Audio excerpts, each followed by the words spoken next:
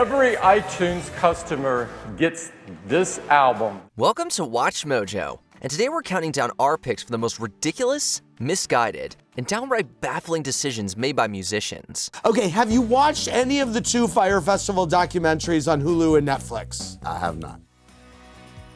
Number 10. Billy Corgan becomes a TNA wrestling executive. Does being the lead singer of a beloved alternative rock band make you qualified to be a pro wrestling executive?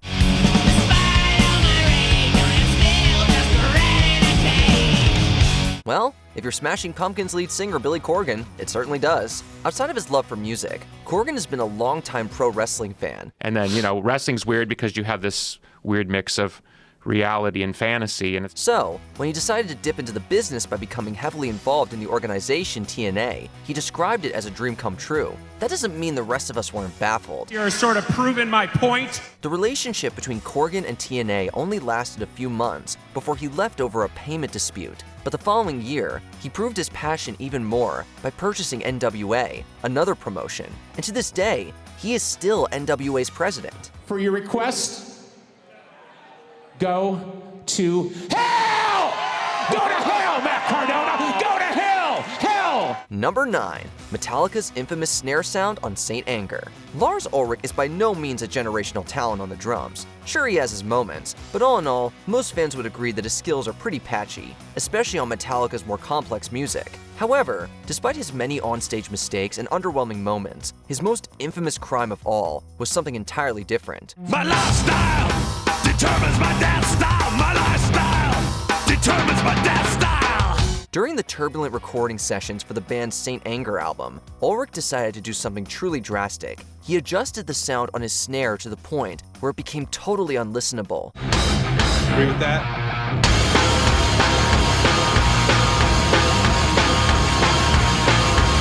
It was like someone was banging old pots and pans, dwarfing all other sounds on the record. To this day, it is regarded as one of the most bizarre performance choices in music history.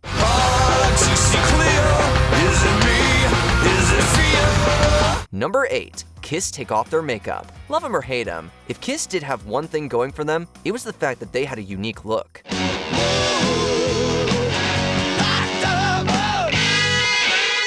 The face paint and monstrous costumes adorned by Paul Stanley, Gene Simmons and co. were such a huge part of their spectacle during their peak years. When Kiss announced that they were finally going to shed their makeup and perform as regular-looking dudes, it did not have the desired effect. All of a sudden, the most unique-looking group in rock music just looked like every other hair metal band on the scene. Thankfully, it didn't take long until they realized the error of their ways. Who knows why they decided to do it in the first place? Number 7. Garth Brooks becomes Chris Gaines. Garth Brooks has the type of money that most musicians would kill for. Our lives are better left to chance. If he wanted, he could hang up his hat and guitar and never work again. That kind of freedom can give you a lot of wiggle room when it comes to your creative choices. When Brooks decided to create an alter ego named Chris Gaines, it was one of the wildest U-turns imaginable. There's no more waiting. Brooks donned makeup and a wig and sang incredibly melodramatic music, a far cry from his country roots. People were understandably shocked and bemused by the whole thing. Heaven knows I'm head over heels and it shows. Sure, Brooks can do whatever he wants in his free time, but the fact that the album was critically panned was not a surprise at all. I get lost in you. Number 6. Robin Thicke tries to win his ex-wife back. All I want to do is keep it light, keep it light. To say that Robin Thicke had a dramatic fall from grace will be putting it lightly. First of all, his super creepy hit single Blurred Lines ended up getting him in trouble for plagiarism. Then, his super creepy performance at the VMA Awards opposite Miley Cyrus left everyone with a weird taste in their mouths. After that, his wife Paula Patton left him. So, in super creepy fashion, he wrote an entire album entitled Paula that revolved around his desire to win her back. Oh, it's so hard, it's so hard, oh, it's so hard. As you might have guessed, it did not work. To make matters worse, it sold hilariously poorly. To this day, Thicke's career has never managed to recover. I gotta get it, go get it, go get it, go get it tonight. Number 5. Madonna's NFT series. Madonna is a legend of pop music and has virtually nothing left to prove after decade upon decade of dominance on the charts.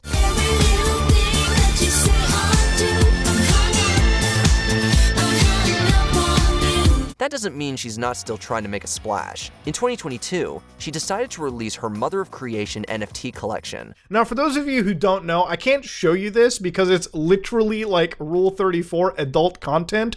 On paper, it might have actually been a wise move, a sign that Madonna was getting with the times and making sharp business decisions. In reality, the NFTs involved 3D graphics of the singer giving birth to insects and plants. Yes, you heard us. Literally giving birth to them. I'm doing what women have been doing since the beginning of time, which is giving birth, but on a more existential level. I'm giving birth to art and creativity, and we would be lost without both. You know, I'm gonna give Madonna something. She is probably the world's greatest troll right now. Despite her attempts to explain it, this went down just about as poorly as expected. Let's be real, no one wants or needs to see that. Number 4. Kanye West interrupts Taylor Swift. On the long list of crazy things Kanye West has done, his 2009 VMAs outburst might seem a little tame. Thank you so much! I always dreamed about what it would be like to maybe win one of these someday, but I never actually thought that would happen. Despite the downward spiral he has put himself on these days, we've come to expect that from Kanye. Yo, Taylor, I'm really happy for you. I'm gonna let you finish, but Beyonce had one of the best videos of all time. Back in 2009, watching him interrupt Taylor Swift's acceptance speech to voice his own opinion on who should have won was so out of left field. One of the best videos of all time. We all knew he was brash and pretty out of touch anyway. Even by his standards though, blatantly ruining Swift's special moment to make the whole thing about himself was a new level of obnoxiousness. Number 3. Scooter Braun buys Taylor Swift's masters. Scooter Braun surely thought that he was making the business move of the century when he decided to buy the masters for Taylor Swift's first 6 studio albums. New money, suit and tie, I can read you like a magazine. Sure, Taylor herself wanted to buy them and retain control, but in the end, Braun won at the negotiating table. What he likely didn't anticipate was the huge public backlash he received as a result. Find out what you want, be that girl for a month. We all know just how passionate Taylor's fans are, and once Swift labeled him as manipulative in the media, his reputation was forever ruined. So it's gonna be forever, or it's gonna go down in flames. To make matters worse, Swift went on to re-record the albums in their entirety, and eventually, when Braun decided to sell up, she bought the masters back for herself, coming out on top emphatically. I got a blank space, baby, and I'll write your name. Number 2. Ja Rule and Fyre Festival. Aligning yourself with a con man like Billy McFarland is always going to have a catastrophic effect on your reputation. For Ja Rule, becoming a major spokesman for the soon-to-be doomed Fyre Festival was a hilarious misstep. I'm gonna let my partner in crime here, Billy McFarland, give y'all an introduction of what Fyre is and what it's bringing to the table. Fyre Festival saw McFarland dupe a whole bunch of ticket holders into attending a festival that did not truly exist. A schedule was promised that was never kept. Scheduled artists were never going to show up or scheduled, and even basic amenities were virtually non-existent. They're just telling everyone it's a free-for-all to just find an empty tent and grab it. The whole thing was a plot by McFarland to defraud investors and for Ja Rule. Although he was sued alongside the co-creator, he was later dismissed from the suit. Whether he was also duped or genuinely complicit, the damage to his reputation was done. Why do you think people would trust you to go to that festival? Well, I mean, it wasn't my fault, right? Before we continue, be sure to subscribe to our channel and ring the bell to get notified about our latest videos. You have the option to be notified for occasional videos or all of them. If you're on your phone, make sure you go into your settings and switch on notifications. Number 1. U2's gift to the masses. The general consensus on U2 frontman Bono is that he has an inflated sense of his own importance. I was chasing down the days of fear, chasing down a dream before it disappeared. When he and his band decided to team up with Apple to release U2's latest album to every iTunes Store customer on the planet, Bono probably thought it was genius. We went to Apple and we said, look, we're not interested in free music. We think music is, undervalued. It's a sacrament as far as we're concerned. The problem? Well, a lot of people woke up one morning with U2's Songs of Innocence on their iPhone without their consent. To make matters worse, at first they couldn't choose to delete it. I was young, not dumb, just wishing to be blinded.